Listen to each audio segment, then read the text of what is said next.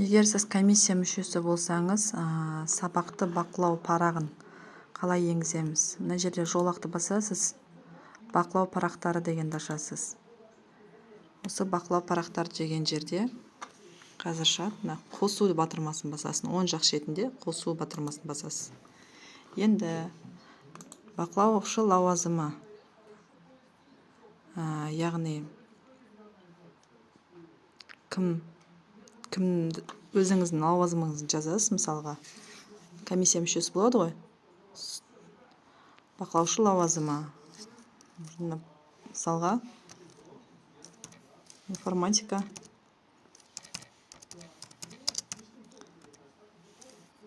мұғалімі, Так, елді мекен таңдайсыздар. Алматы облысы, мысалға. Мына жерде орта білім беру ұйымдарын таңдайсыз. Білім беру ұйымының ішіне, мысалға, мектеп таңдайсыз. Мектепті таңдадық. Оқытушы аты жөні. Кімнің сабағына кірдіңіз?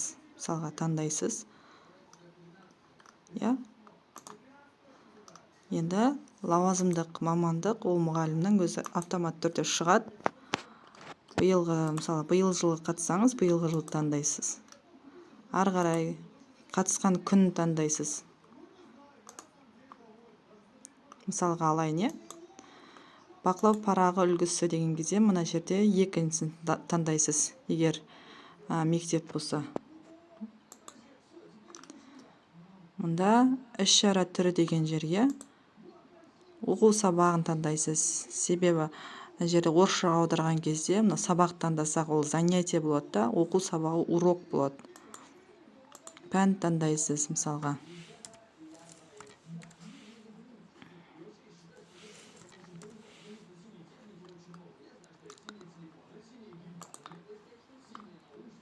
Ары қарай сабағының мақсатын жазасыз. Мына жерге тақырыбын жазасыз.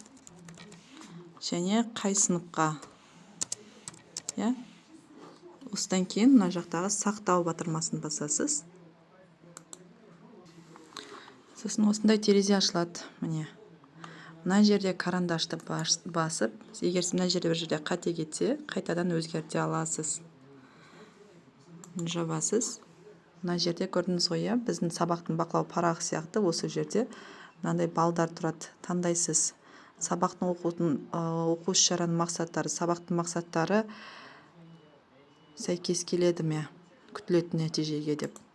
Осылай 34 пунктты бүйтіп, мына жақта ашып көрсеңіз болды. 34 пунктты таңдап шығасыз. 0, 1, 2, 3 балдық шкаламен, Осылай таңдап шығасыз. 34-не дейін келесіз. 34-не келген кезде сізге қазір мен тез таңдап көрсетейін, Мына жер таңдап біткеннен кейін көрдіңіздер, астында жасыл жолақ жылжып тұр, Сіздер таңдаған сайын ол 8, мысалы 34 сұрақтың 8-ін белгіледім, 9-ын белгіледім, шығып тұрады осылай. Сосын ескересіздер, сарапшы мен модератордың балдарын, модераторға 60-тан жоғары, сарапшыға 70-тен жоғары қоясыздар, Міне аяғына кеп қалды. 29-ын 34-ін белгіледім. Егер сіздер біреуін белгілемесеңіздер, мына жерде шығып тұрады, саны аз болып тұрады. 34-тің 32-сі деген сияқты қалып қойса егер. Қалдырмасаңыз, 34-те 34 деп шығады. Сосын аяқтау дегенді басасыздар. Одан кейін мына жерге ұсыныс жазасыздар. Ұсыныс жазып біткеннен кейін, мысалға, дейсіз, Одан кейін ары қарай сізге подписать деп өзіңіздің кілтіңізбен подписка жасап сақтайсыз. Осын сақтағаннан кейін, бұл сіздің сабаққа қатысқан мұғаліміңіздің өзінің жеке бетінде өзінің ұстазын ашады ғой, физлицомен. Сол өзінің страницасына шығып тұрады. Осылай сабақты бақылау парағын енгізесіз.